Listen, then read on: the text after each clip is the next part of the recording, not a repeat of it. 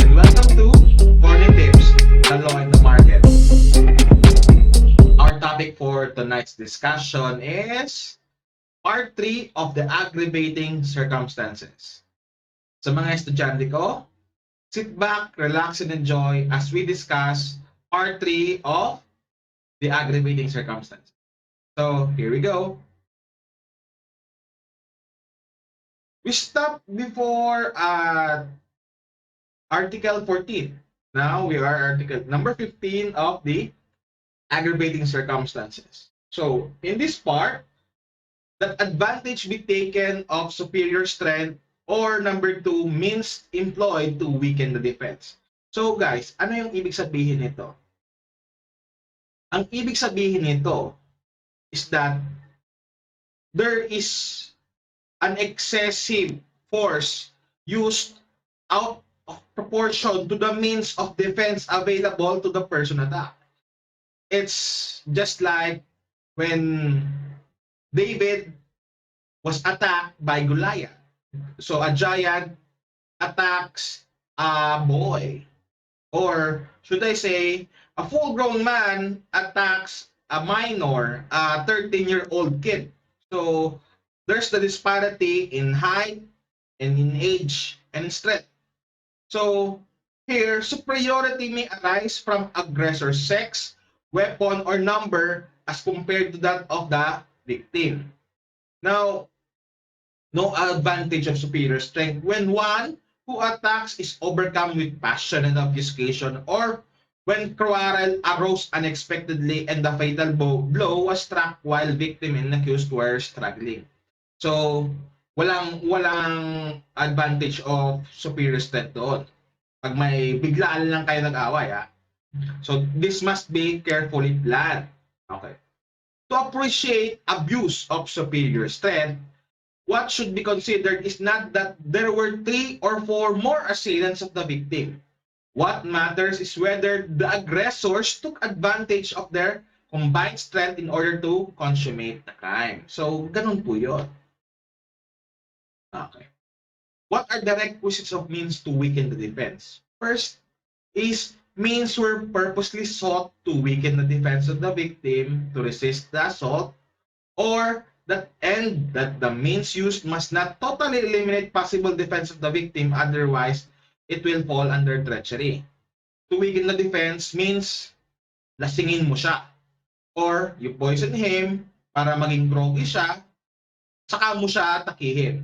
So technically guys, meron ditong some kind of evident premeditation. But syempre, this is clear.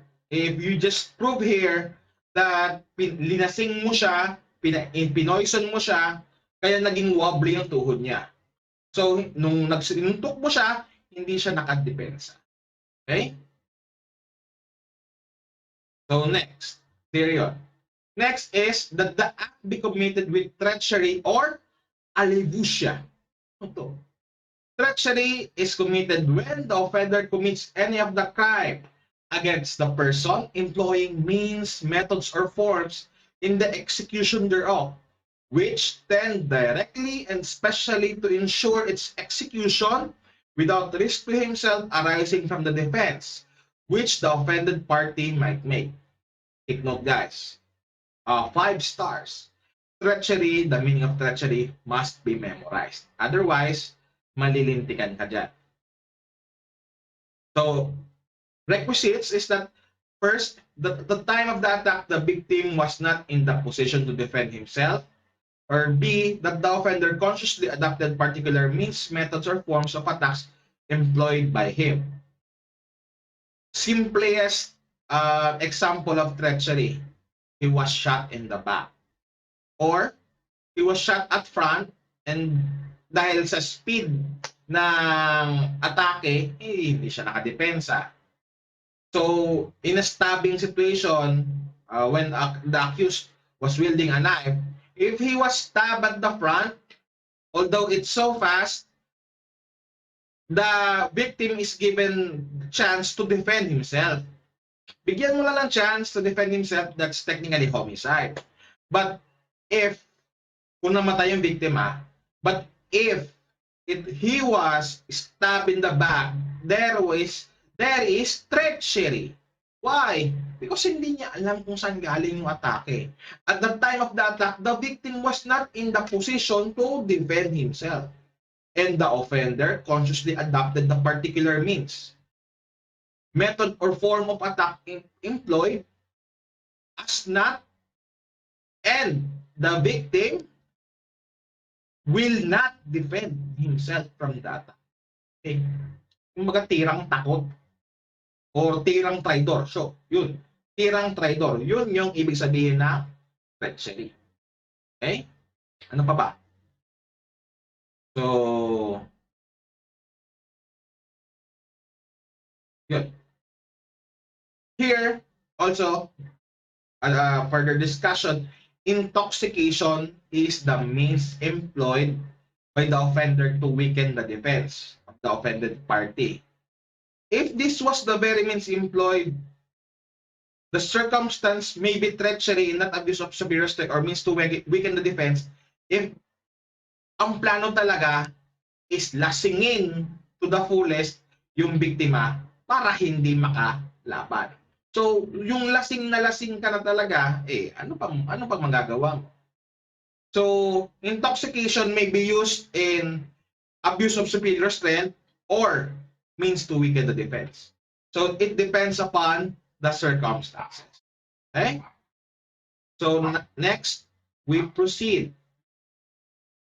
That the means employed or circumstances brought about which add ignominy to the non-natural effects of the acts. What is ignominy? Guys, ito yung circumstances pertaining to the moral order which adds disgrace and obliquity to the material injury caused by the crime. Ito yung sobra na ignominy. Grabe ng pagpapahiya, disgrace to the material, adding insult to injury. Okay? Requisites ito, crimes must be against chastity, less serious physical injuries, light or grave coercion, and murder. And that the circumstance made the crime more humiliating and shameful for the victim. Like if you were raped in front of your family, you were killed in front of your parents or your brothers or sisters. Here, another example is when an accused embraced and kissed the offended party, not out of lust but out of anger in front of many people, or rape in front of the husband, or rape successively by 5 men. So, this ignominy tends to make the effects of the crime more humiliating. Okay? So, here, a distinction can be made between ignominy and cruelty. So, ignominy here shocks the moral conscience of the man, while cruelty is physical. Ignominy refers to the moral effect of a crime and pertains to the moral order, whether or not the victim is dead or alive, while cruelty pertains to the physical suffering of the victim, so the victim has to be alive. So in plain language, ignominy is adding insult to injury. Okay? So that's it. Now, next. That the crime be committed after an unlawful entry. So technically, if the crime is trespassing, wala doon. Hindi yun. Kasi this is absurd. Unlawful entry. Pero if murder if murder happened after an unlawful entry, aggravating to. Okay? When an entrance is effected by a way not intended for the purpose. Let's say, bintana, sinira para pumatay or para hindi. Robbery with force upon things, absurd. Kasi, yun talagang purpose niya, sirain to gain entry. Okay? This is inherent in trespass to dwelling and robbery with force upon things. Okay? We proceed. Simple lang naman yun. Next is that as a means of the commission of the crime, a wall, roof, door, or window be broken. So, madali lang yan. Breaking is lawful in the following instances. Siyempre, yung when an officer, in order to make an arrest, may break open the door. And if an officer is refused admittance inside, may break open a door or any window. Pero ito, the breaking the parts, this is criminal, this is aggravating when the breaking of the parts of the house must be made as a means to commit the offense. So, for example, if A entered the door of the neighbor after killing him, escaped by breaking the jalas the window of the door, this is aggravating circumstance is absent. Okay? Next. Nalapit na tayo matapos. So, here, number 20, ano ba to? In number 20, that the crime be committed first with the aid of persons under 15 years of age and by means of motor vehicles, airships, or other similar means. Number 1, when ang isang minor ay ginamit mo para magnakaw. Okay? In order for that minor to escape criminal liability. Sigurado you are the principal by induction. Pero kahit walang liability yung minor, this will be alleged because the minor aided you in committing a crime. Number 2, by means of motor vehicles, pinakasimpleng example nito is yung riding in tandem. By means of a motor vehicle or inambush ka, gumagamit yung isang sasakyan, by means of motor vehicle yon. This is considered as an aggravating circumstance. So, the test here is that the motor vehicle must have been sought by the offender to facilitate the commission of the crime. And last but not the least, that the wrong done in the commission of the crime be deliberately augmented by causing other wrong. Okay. And last but not the least, that the wrong done in the commission of the crime be deliberately